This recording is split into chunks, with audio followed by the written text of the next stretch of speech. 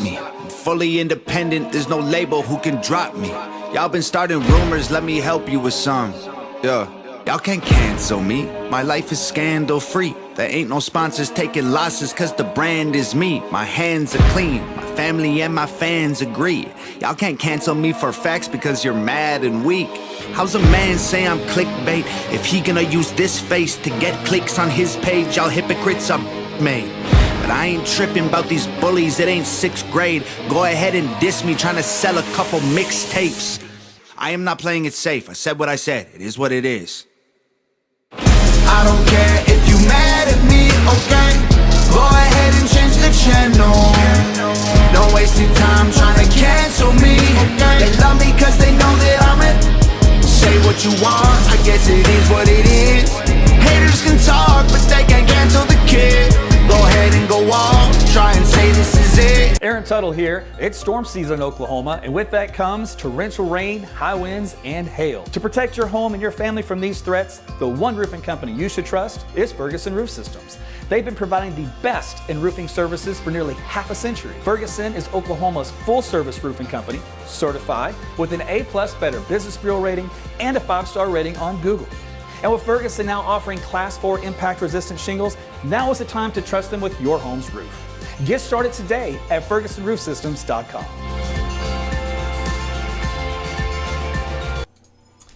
Hey everybody, it's lunchtime here for your Wednesdays. Meteorologist Aaron Tuttle. We're going to take a quick look at what's going on out there with the weather. So what the rest of your forecast is for today. So this will be a very short, abbreviated version. I'm just going to cut right to the chase. So thanks for joining me, liking, sharing this video.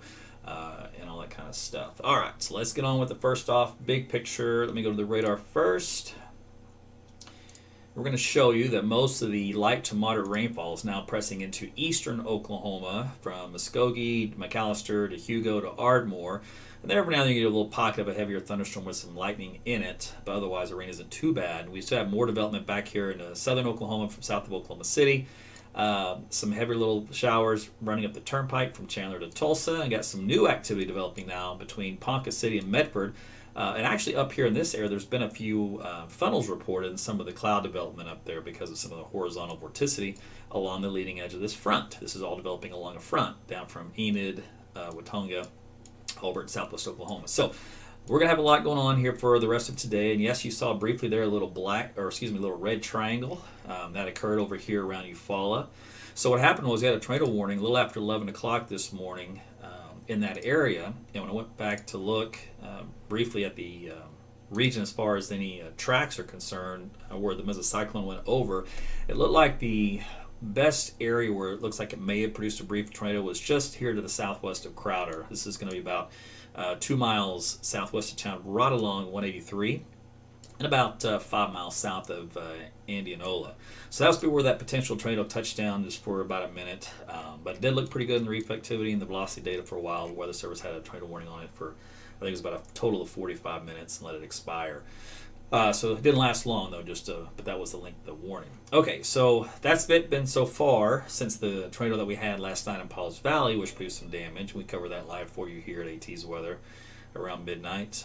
Let's get on with what's happening out there currently. So there's been a lot of rainfall here over south central Oklahoma. I'll show you the map here in a minute. But flash flood risk continues in that southeastern third of the state I've been talking about here for a while. It's from the National Weather Service. Now, if you look at the Storm Prediction Center, their outlook has changed a little bit. Large area of slight across the body of Oklahoma, enhanced from Dallas-Fort Worth down south into Big Bend area of Texas.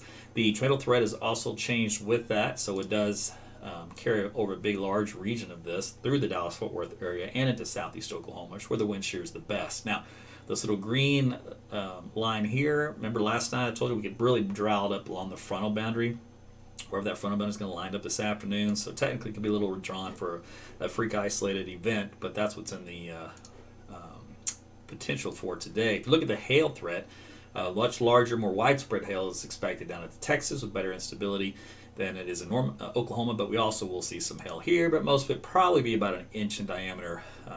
As far as the size goes, I just don't think we'll see the storms get big enough to do anything more than that, but we'll see. It is springtime, and the forecast right now is to keep it under 2 inches in diameter, so maybe golf balls at the most. Now, if we do look out here in the satellite viewpoint, west of Oklahoma City, you do see the enhancement in the cloud tops. This is along the front. That's just right now kind of getting reformed, solidifying. You could almost call it a prefrontal trough the way things are going, with the actual push of colder air back here in northwestern Oklahoma.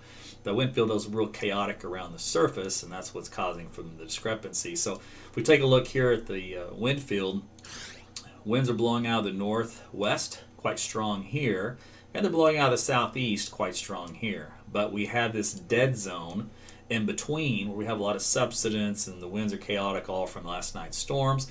So this has to kind of get its act together over the next couple of hours to harden up a little bit more so we can get more convergence along this developing frontal boundary. And then where it sets up this afternoon is where the threat would be for potential tornadoes. So if we look at the forecast map for 5 o'clock this afternoon based off the highest res model data, it has the front kind of doing something like this, just in the west side of Oklahoma City, maybe down to a little surface low, and then back down the south and west. So sometimes you got to watch these little meso lows. It can help to back the winds. In other words, keep them out of the east and southeast. It may help to enhance the wind speed just a hair, enough to produce a tornado. And then you got to watch the line itself for a couple of storms that get anchored on that boundary and may briefly produce a tornado. So those are kind of the things we're watching for today. Of course, it extends down here in the southern Oklahoma as well.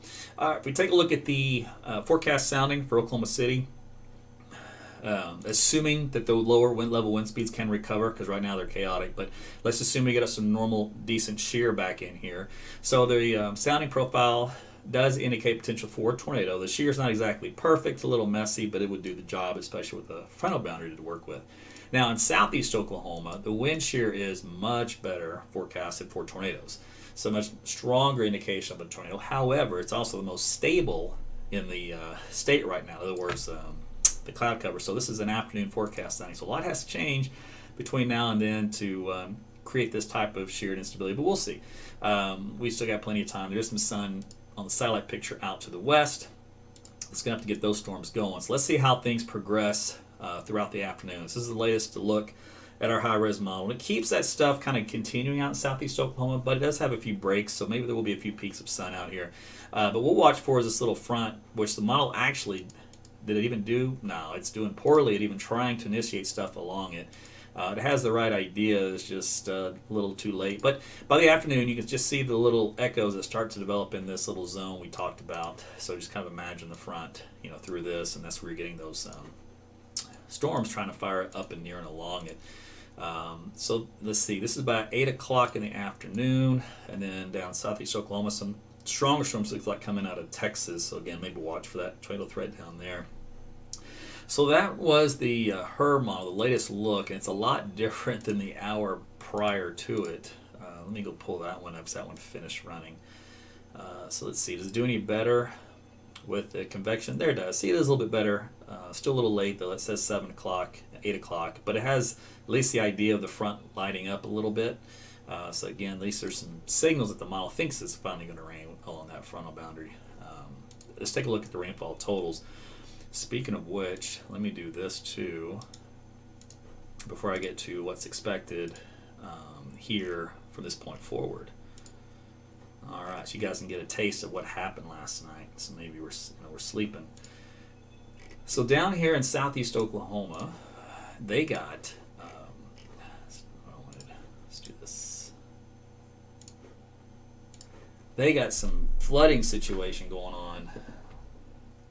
Right down I-35, pretty much just as you go through the Pauls Valley, Paoli-Pauls Valley area, and then south to north of Ardmore. This gradient increases quite a bit from around an inch or two up to around 6 inches of rainfall. So even there's some orange in there, a little bit higher than that. So probably about 7 inches of rain has fallen in this little area here. So a lot of flooding ongoing because of that, and we'll get more flooding issues with that here in southern and southeastern Oklahoma with the additional rainfall as expected. Northwest Oklahoma, not a big deal, and northeast Oklahoma, pretty decent on the rains in some of your areas. So what's going to happen in addition to that? Well, the models try, they try to highlight where they think the heaviest thunderstorms themselves will track. So these are training a storm. So these are the signals, what you see. In other words, very convective in nature. In that process of time, you can end up getting around 4, 5, or 6 inches of rain, kind of like we saw last night. So that's what the model's trying to do. Will it get the exact spot? No, but it gives you at least the trend to watch out for the general area. Now, if you were to take that out, kind of smooth out, trying to pick out those high spots and just kind of go with an overall average of it, it's 2 to 3 to 4 average inches of snow of rain for the rest of today through Wednesday night here in southeast Oklahoma. And a good stretch here through Dallas-Fort Worth and back into West Texas, where they needed it big time because of the drought. So that'll help them out quite a bit. All right, as far as temperatures go, looking at the low 50s coming up for Friday and Saturday morning. Then we're going to warm things up basically to 61 for a night. And then we're back into the 50s again. So still kind of a cool pattern in general. Daytime highs, more San Diego-like. So we got into the upper 70s, low 80s coming up as well.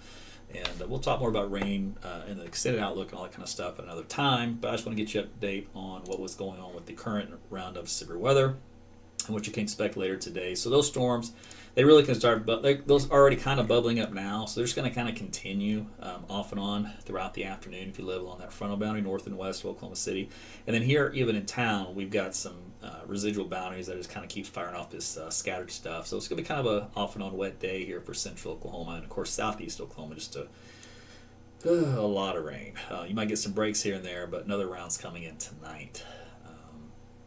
I think that was it. So I'm going to get back to work. I do plan on broadcasting live later this afternoon and evening should a tornado occur. But right now I got to get back. So I appreciate you guys watching tonight. Thank you for the support, the love, the stars on Facebook, all that kind of stuff. And we'll talk again soon.